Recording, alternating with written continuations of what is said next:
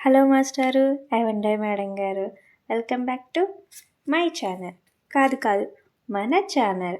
Today Sankranti special టడాన్ గోరు మిఠాయిలు మీలో ఎంతమందికి తెలుసు చెప్పండి. చూడండి ఎంత కలర్ఫుల్గా ఉన్నాయో కదా. షేపు స్ట్రక్చర్ అన్నీ పర్ఫెక్ట్గా కుదిరాయి కదా. పెళ్ళిళ్ళకి సంక్రాంతికి చేసుకునే స్పెషల్ రెసిపీ ఇది. పాతకాలం రెసిపీ. ఎలా చేయాలో మొత్తం డీటెయిల్గా చూపించాను, ఒకసారి చెక్అవుట్ చేయండి.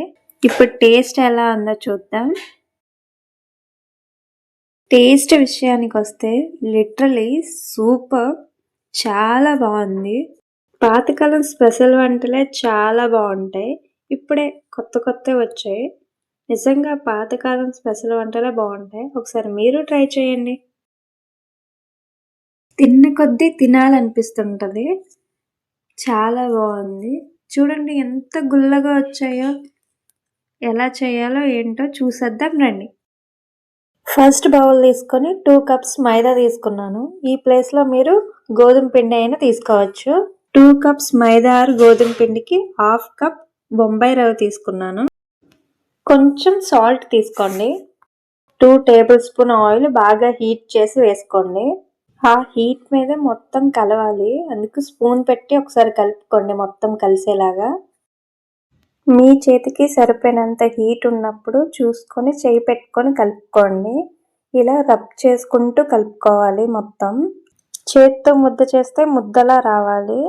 అప్పుడే ఆయిల్ కరెక్ట్గా సరిపోయినట్టు. అప్పుడే గుల్లగా వస్తాయి గోరుమిఠాయిలు. మొత్తం కలిసేలా కలుపుకున్నాక కొంచెం వాటర్ని యాడ్ చేస్తూ కలుపుకోండి. ఒకేసారి వాటర్ వేయకుండా కొంచెం చూసుకుంటూ వేసుకోండి. చపాతీ పిండి కన్నా కొంచెం సాఫ్ట్గా ఉండేలా కలుపుకోండి. చూడండి, నేను చూపించినంత సాఫ్ట్గా ఉంటే సరిపోతుంది. దాని మీద 1 స్పూన్ ఆయిల్ వేసి స్ప్రెడ్ చేసి 1/2 అవర్ అలానే వదిలేయండి. 1/2 అవర్ అయ్యాక 2 మినిట్స్ అలా ప్రెజర్ ఇస్తూ కలుపుకోండి.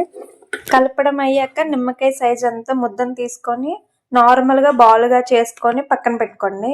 అన్నిటినీ ఇలా బాల్గా చేసుకొని పక్కన పెట్టుకోండి. ఒక ముద్దను తీసుకొని నేను చూపిస్తున్న విధంగా హ్యాండ్స్తో సిలిండ్రికల్ షేప్ని చేసుకోండి. వాటిని ఇలా హ్యాండ్ మీద పెట్టుకొని వేలుతో స్ప్రెడ్ చేయండి. నార్మల్గా వేళ్ళ మధ్యలో పెట్టుకొని బటన్ వేలతో నొక్కుతూ వేళ్ళను కిందకి జరుపుకుంటూ నేను చూపించే విధంగా గోరుమిఠాయిల షేప్ వచ్చే విధంగా చేసుకోండి. ఇలా చేయడం రాదు, నేను ఎంత చేస్తున్నా ఆ షేప్ రావట్లేదు అన్న వాళ్ళ కోసం ఇంకో పద్ధతి చూపిస్తాను నేను. సేమ్ ఒక బాల్ తీసుకొని చేతుల మధ్యలో సిలిండ్రికల్ షేప్ వచ్చేలాగా చేసుకోండి. ఇలాంటి ఒక మూగుడిని తీసుకొని సిలిండ్రికల్ షేప్ చేసుకున్న ముద్దని పొడవుగా పెట్టుకొని వేళ్ళతోని మెల్లగా ప్రెస్ చేయండి. నేను అక్కడ చూపిస్తున్న విధంగా ప్రెస్ చేసుకోండి. ప్రెస్ చేసుకోవడం అయిపోయాక నేను చూపించే విధంగా మెల్లగా రోల్ చేయండి. ఇటు సైడ్ నుండి అటు సైడ్ నుంచి కూడా రోల్ చేసుకుంటూ రండి. చూడండి, దీని మీద చేయడం వల్ల ఎంత మంచి షేప్ వచ్చిందో.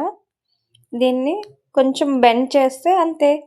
గోరుమిఠాయిలు చేయడం చాలా ఈజీ అండి. దీని మీద చేత్తో చేయడం రాలేని వాళ్ళకి, గోరుమిఠాయిల పీట లేని వాళ్ళకి ఇలా ఈజీగా చేసుకోవచ్చు. మూగుడు మీద, మూగుడు కూడా లేని వాళ్ళు కొత్త దువ్వెన మీద కూడా సేమ్ ఇలానే చేసుకోవచ్చు.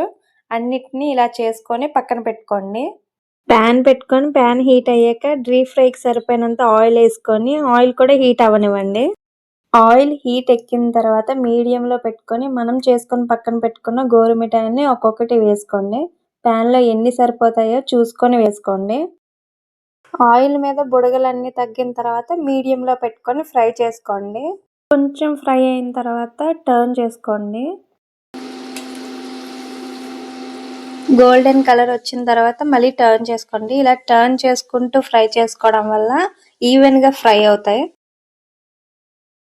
ఇలా గోల్డిష్ కలర్ వచ్చిన తర్వాత తీసేసుకోండి అన్నిటినీ.